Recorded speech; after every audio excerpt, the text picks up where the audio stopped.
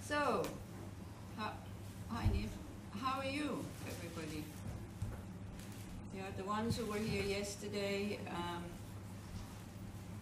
did you think about these 5 points a little bit? Did you make a list?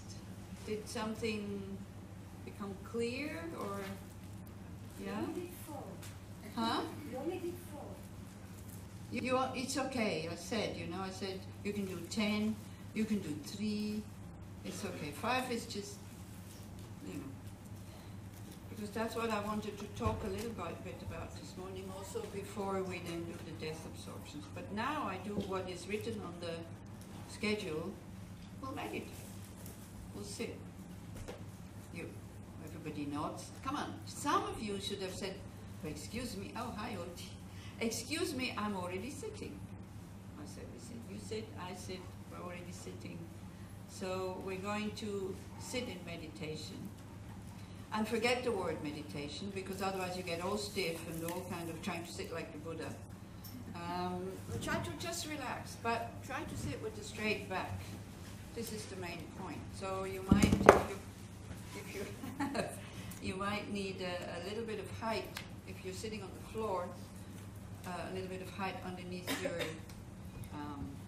bum, so that you can sit with a straight back. If you are sitting on a chair, if you cannot lean back, that'd be great. If you need to lean back, but then make sure that you're really sitting at the back, so that your back is as straight as possible and not like that. Because with the body posture, if at all possible,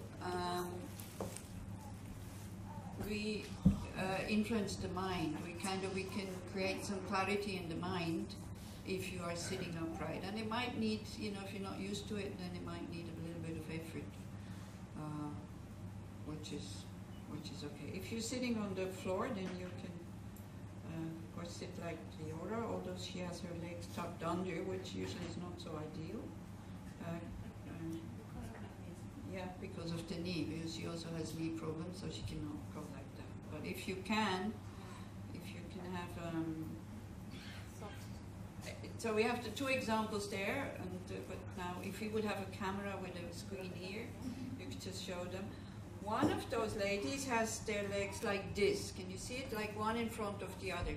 The other one has one up on the upper thigh. So that would be ideal if you can do like that. Yeah. So now Leora is demonstrating, but don't harm you, don't hurt yourself. So like this. If you tuck them under, usually, unless there's a knee problem, then it cuts circulation somehow. But we're not going to meditate for that long, or to sit for that long. So the word meditation means making the mind familiar with something. So what we're trying to do is to look inside and not to interfere. That's the main point at the beginning, because usually with our emotions, either we totally live them out, or we try to suppress them. And none of it is skillful. Whereas if you are aware what is going on, if you know what is going on in the mind, then you're not locked in the emotion anymore, but you are more you're not identifying with it, and you are in a mind of awareness, of awake, of seeing, of knowing there's anger, knowing there's fear, knowing there's space, knowing there's love, whatever. Unfortunately, we always talk about these negative emotions, that we should be aware of them, but we should also be aware of the positive ones, so that's fine. So we start to all of a sudden notice, oh, peace, quiet, space, But those peace, quiet, space, it is, what is it? It is quiet.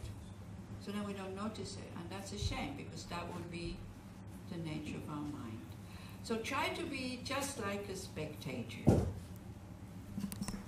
Sitting, watching a movie maybe, watching your internal movie, or sitting at the banks of the river, and the river is quite busy. There's a lot of things flowing in that river. There's, mind river with feelings like pleasant, unpleasant, neutral.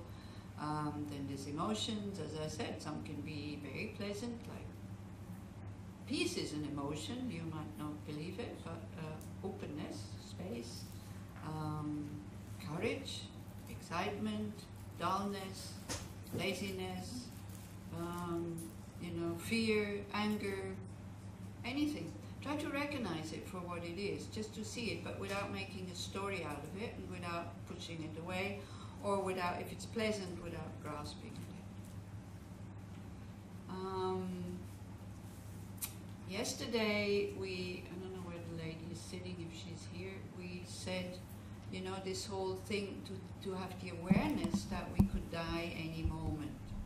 We talked about this. So yeah, it's true, if you have to think like this every day, it totally freaks you out. Until you become used to it. That's only, the freaking out is only at the beginning. And it's true we can die any moment, even here, because all of us have a heart. When that stops beating, that's it. All of us have lungs. When all of a sudden those stop working, and you block or something, then that's it. So we do carry that with us all the time.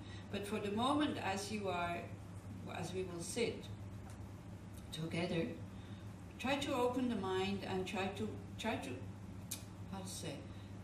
to develop a feeling of safety. Not safety from death. This we never have. That's okay. But safety from here, you don't have to be anybody special. Here you can just be the way you are. With a lot of problems, with no problems, very intelligent, totally stupid, very beautiful, very ugly, very thin, very fat. I don't care. Nobody should care. Here you can be who you are, without any, putting on an act and trying something to be. So, and nobody wants anything from you right now, here. So try to let go of these things, with many people are so overburdened. Like too many things to do, too many responsibilities, too many problems that are unsolvable. Everybody wants something from you, isn't it? Sometimes. So try to let that go. Think right now, nobody wants anything from me. So whatever you do, that you start to have to be totally open. Whatever is present in the mind is fine. It's okay, because that is you. Yeah, that's fine. That is you at the moment. So if it's something maybe not so pleasant, think about impermanence. It changes. Think that you can be very loving and very open, same way as you can be very closed and very angry. But these things change. They have causes. So when the causes change, then these things will change. But it's not us, but it's part of us. So this is what makes our personality. So try to, for everything that wants to come up, everything is okay. Okay, and not to interfere, just to watch. And, we will do this for maybe 10, 15 minutes. And now the mind may be saying, oh, well, 10 minutes, how can I be aware for 10 minutes? You don't need to be aware for 10 minutes. You only need to be aware now. And then again, now. When you do breathing meditation, you only have to be aware of that breath now, not that one in 15 minutes.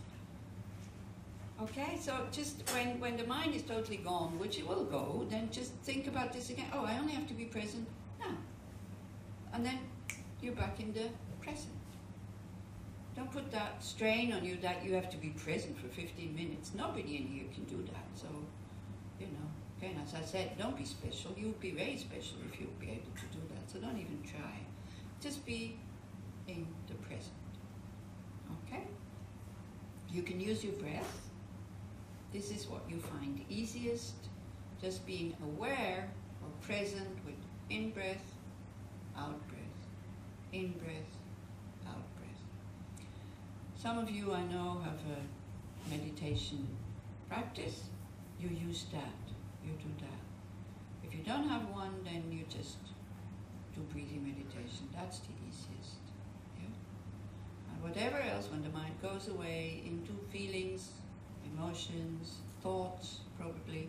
Just see them as clouds in the sky. Don't try not to be interested in them. Try not to follow them.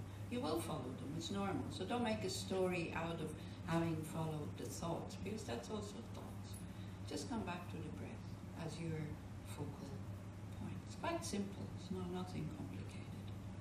Okay?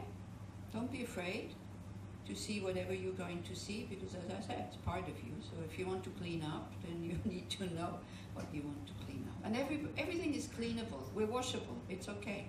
Everything has causes. These causes can change. So just don't identify with it. Don't interfere. Just watch.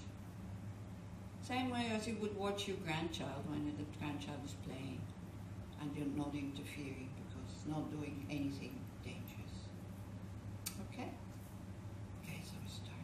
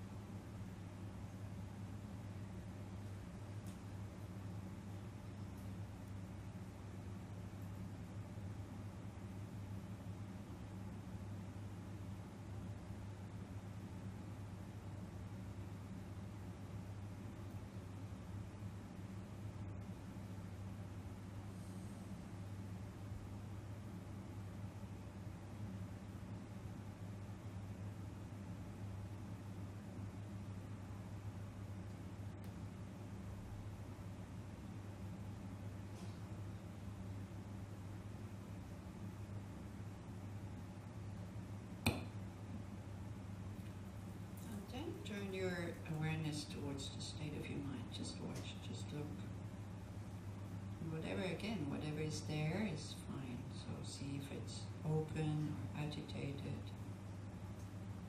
calm, peaceful, afraid, annoyed, bored, whatever. And try to detect the sensation that comes with it. How does a bored mind feel? How does a peaceful mind feel? How does an interested mind feel? And so on. No need to give it words. Just see the sensation that accompanies such a mind state.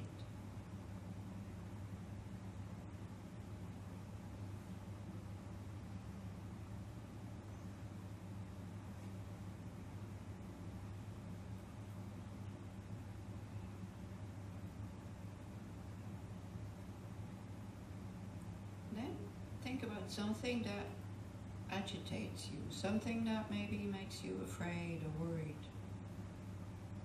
And then see the sensation that accompanies that worried mind. What is a mind that worries or that is angry? How does it feel?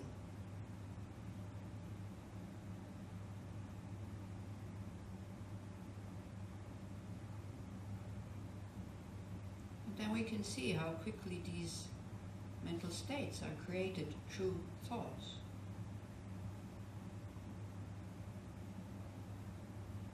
That we fortify them through our thoughts, and we start to make them permanent, real, existing from their own side. And we identify with it. But now you are not identifying, you're just the observer.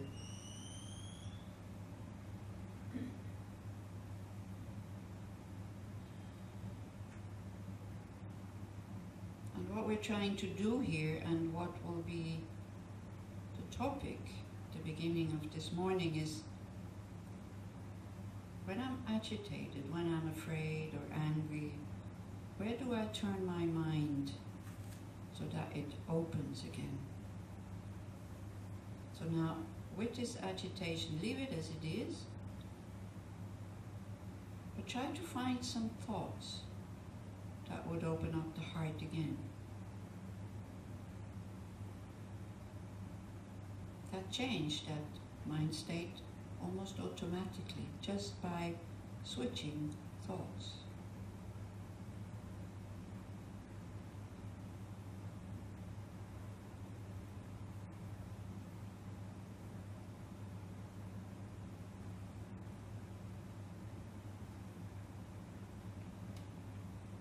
If you're not really understanding, because if you do this for the first time, it can be quite confusing because one never looks at the mind state. So then just let it be, it's fine. But maybe you notice something.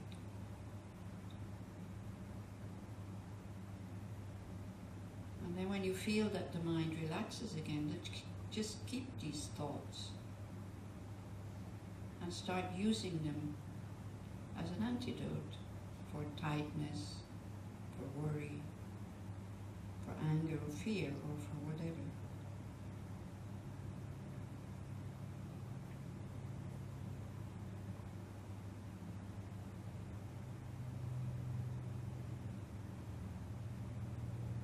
And then for a short while go back to your breath and just use that, and again notice the mind state that accompanies the awareness being with the breath.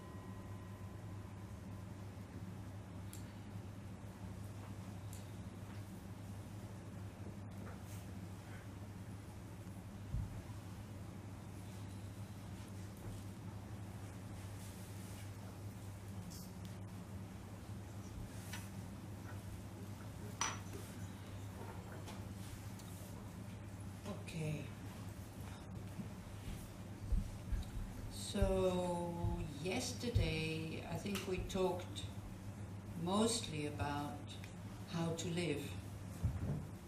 Yeah, we didn't talk much about how to die.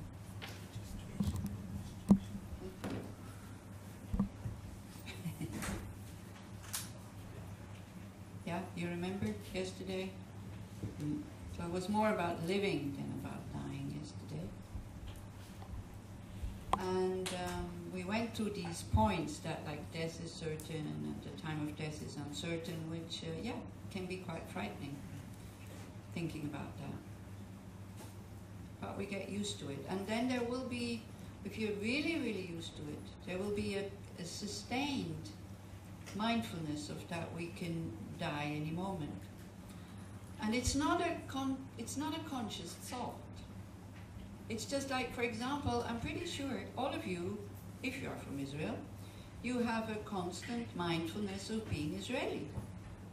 You don't need to remember that. Or you have a constant mindfulness, by the way, means memory also. Sometimes it is translated as memory.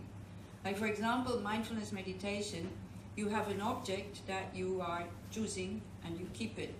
And your memory remembers the object, is aware of it, remembers it.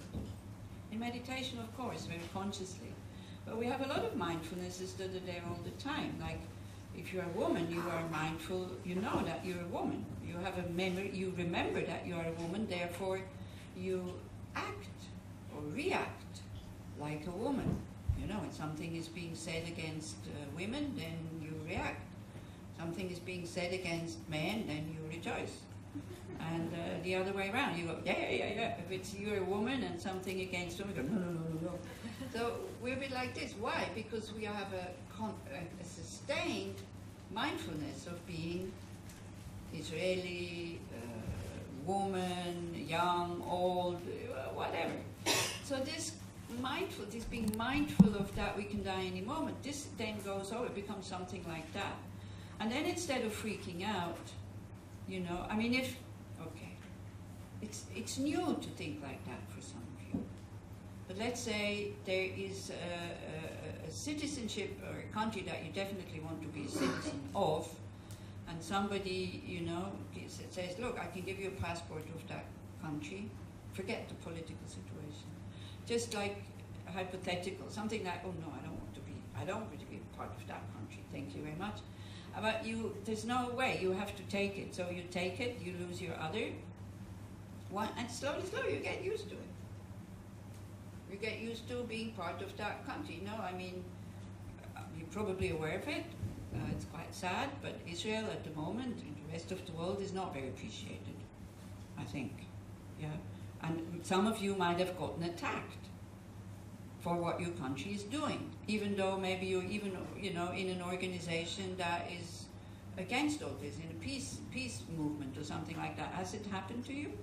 That people judge you just because when they ask you where you're from, you say from Israel, it's like, you know? We don't say. Huh? We don't say we are. Yeah, so that's how far it got. So that's what I mean. But still, you're not freaking out because you have an Israeli passport. So I don't know if you see what I'm getting at. Huh? What? You freak out. That's exaggerated. That would be using that, you know, death is certain and the time of death is uncertain. That would be, it's useless to freak out because you have that passport. And it's also useless to freak out about death because we will die. So that's using it in the wrong way, somehow. Yeah. So Netta freaks out, okay, since many years, but still, you know, you don't look like a totally freaked out person. Yeah. You know, I also get attacked. Remember the first time I came here, people asked me what I think about Swiss banks who kept the money of the Jews in the Second World War. I said, well, I don't think it's a good thing. I don't agree with it. I wasn't alive at that time. And even if I would have been alive, I wonder what I could have done against it. So I didn't take it personally, but it's true, I don't take it a good thing. I think it's really rotten. And we don't have the bank secrecy anymore in Switzerland. I'm really happy about this. Why? Why am I so happy? Because it's more ethical. I don't know, if I would be really, really rich and hiding money from the taxes, I don't know if I would be so happy about lifting the bank secrecy, you know. Comes all down to what is good for me. So it's like, it's much better for me that we don't have bank secrecy anymore, because why? Because I'm not losing anything. I don't have money in the bank that I'm hiding. Everything is open because it's so little. So, yeah, so this is how we are. But this whole thing about being aware of that we can die any moment, we can use it totally wrong, and then we freak out. So then forget about it. Don't think about it.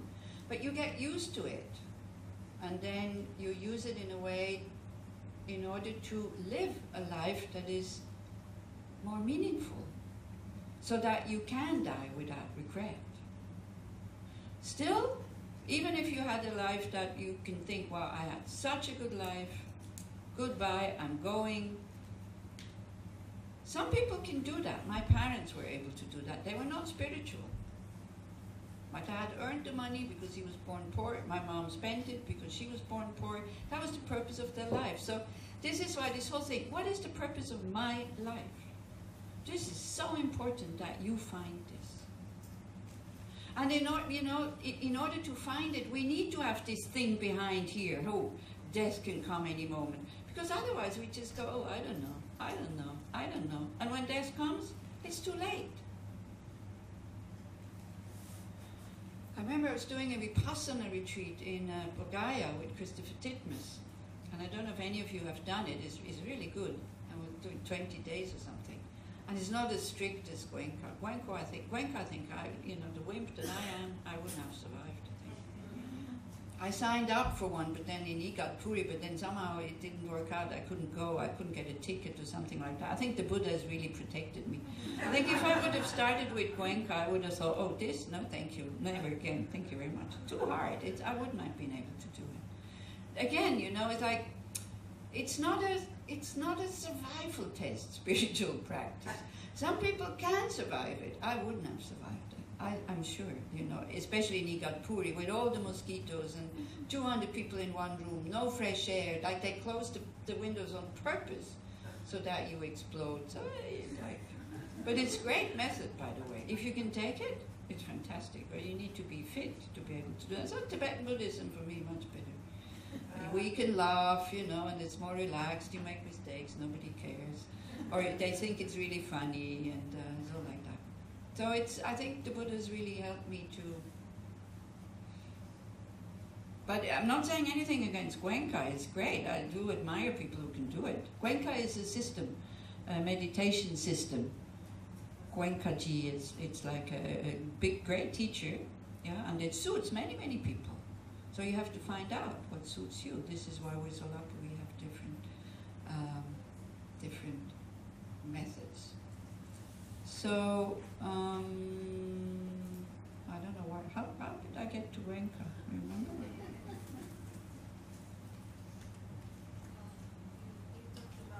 About leading a meaningful life. Yeah, right. So I was doing a Titmus retreat, which was not as bad as Goenka. I just found it boring, that one. But it showed me many, many things. Don't fear your boredom. It is in the space of your boredom that the quiet mind and spaceful mind will arise. Not in the space of, oh wow, this is so fantastic. That's too much excitement. That's too much attachment there. It's good, let it come. If you have pleasant feelings during your meditation, again, let them be there, it's okay. But know that they're also impermanent. They're not staying. And then don't go searching for these pleasant experiences. Trying to reconstruct the day. Oh yeah, that meditation on the third day, I had this wonderful feeling. Did I take a shower before?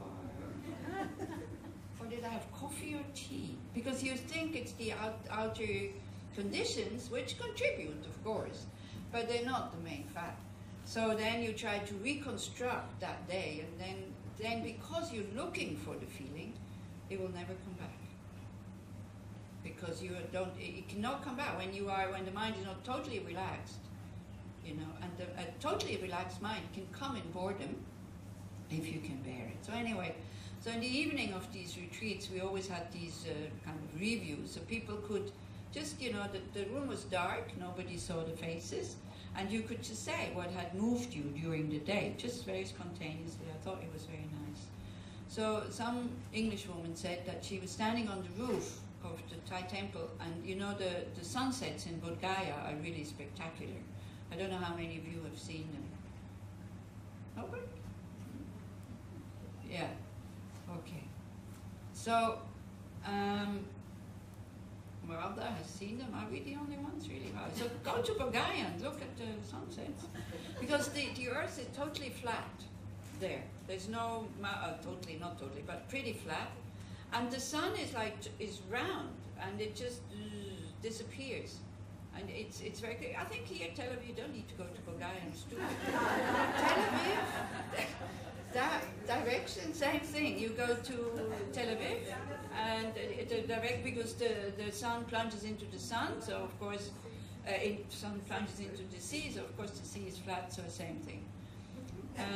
And it's usually clear also, like the sky is clear. So and why is it that you feel good? Because it's like you cannot own the sun, you cannot control it, it goes at its own speed, you know, you can't say, hey, stop, I want to get my camera. Even you get the camera, it's never what you see, so forget about photographing these things. And you're just present. That's it. This is why you like these things. It's a presence without attachment. It's being there, and without wanting it to be slower, faster, rounder, whatever. So that's it. So the mind is relaxed and is present. That's why it feels good. So anyway, she said she was watching the sunset, and then she had watched the sunset the day before, and she became aware of how quickly time passes, and how quickly she maybe will be dead. And how did she say that? And that she thought that, you know, that she has to lead a meaningful life. No, and she thought that I don't have so much time to do what I want to do. And there was a big pause, and then she said, and I don't even know what I want to do. So you see this whole thing, death is certain, the time of death is uncertain, it gives you a direction, once you got used to it. Now, I'm not saying you have to have on an app on your telephone where every 5 minutes it says these things, you know? But just thinking about impermanent, somebody maybe wants to create that, and why not? So, you know, but just to, from time to time, to think, or even to make it a habit in the morning, to think, this could be my last day. How do I want to spend it? Or if you have to face a very difficult situation, and you think, this is my last hour, how do I want to spend this? Full of anger and worry and fear. Everything is impermanent. Your life ends. All your problems of this life will end. So that can be quite a relief. You know, it's not just fear and worry, and you think, like, all these things that I cannot solve and have to drag with me day by day by day. At one point I can leave them behind. That can be quite a relief.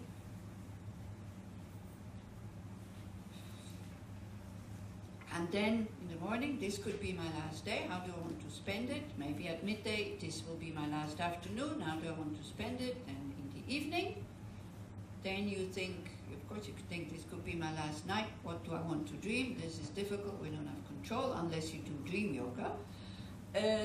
But you could think, hey, one day less in my life. So if you think your life is really terrible and really, you think, okay, great, one day less. You know, if you want to do something with your life, that gives you the energy to think, hey, come on, get going. You know. So this is the advantage and the disadvantage about these thoughts, these 2 points. You know, the time death is certain, and the time of death is uncertain. Now, what we only briefly touched on is like what will help at the time of death. These are, for example, these healthy mind states that you can already get used to now. And you think, I'll get used to this now, so at the time of death, maybe it will help. You still don't know whether you will have access to them. But at least you will have something that maybe the mind goes there. And this is not just spiritual practice, which works the best. It's a religious practice.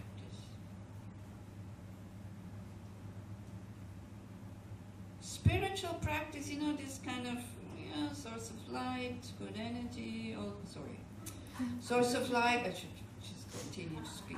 You know, this holds as long as you are well. Once you are not well anymore, it won't hold. This is why we have all these pictures. Because the mind needs something to be able to hold on to see something, to imagine something, to feel something. Now the problem with the Buddhas, I'm talking Buddhist, and then you translate it into your own religion that you have. Because I don't know Christianity well, Judaism, I know very, very little, so I don't even try to compare. I'm telling you what the Buddhists do. So the Buddhists get very familiar with these images. And not just the image as an image, but the quality of this image. Now the word Buddha, somebody is fully awakened. Awakened from the dream of real existence. Permanent, not changing, not having causes, not being a dependent arising. This is what a Buddha is. A Buddha sees reality as it is. Past, present, future, everything. Yeah? Awake. And fully there, all the time, present, plus having no negative emotions. Having a mind that can see suffering and happiness. Having a mind that can distinguish between things and objects. You know, it's not this mushy thing, everything is beautiful. It's not like that. But not having any suffering, him or herself, as a fully awakened being, because they understand, they have stopped the causes. The causes meaning our negative emotions. And if you hear this for the first time, it's pretty much out of this world, that a human being like us, maybe not in this life, but if you continue, can attain such a state. And this is the point why one is a Buddhist and what one practices, is to attain that state of a mind who fully sees what is there and who has totally eradicated, eliminated even the roots or the seeds of negative emotions. Now, we don't grow up with such an idea that this is possible. We grow up as Christian with an idea of there's a God who is a being who, of course, doesn't have negative emotions, I hope, you know, because otherwise, what kind of God to trust? Yeah? So, who doesn't have any negative emotions, but for me, the poor sinner here, yeah, he can liberate me somehow if I'm kind of worthy enough to be liberated by this God. So a lot of people trust this, and it's great, it works. At the time of death, when they have been good practitioners, and practitioners, you know, sometimes also we talk about practitioners who sit and do endless sadhanas and ring the bells and do this and that. Not saying it's wrong, because I do it as well. But the practitioner is somebody who practices outside, who practices non-violence, who practices love and compassion. And all these other things are just tools to be able to get there, to strengthen these minds. The sadhanas that we do, the visualizations that we do, this is to wake up our inner Buddha, so that we start to strengthen that faith in us. And we start to make a connection with the enlightened mind. I don't even like to say the enlightened energy, because energy, it can be electricity, you know. I mean, I'm not taking refuge in electricity. The enlightened mind.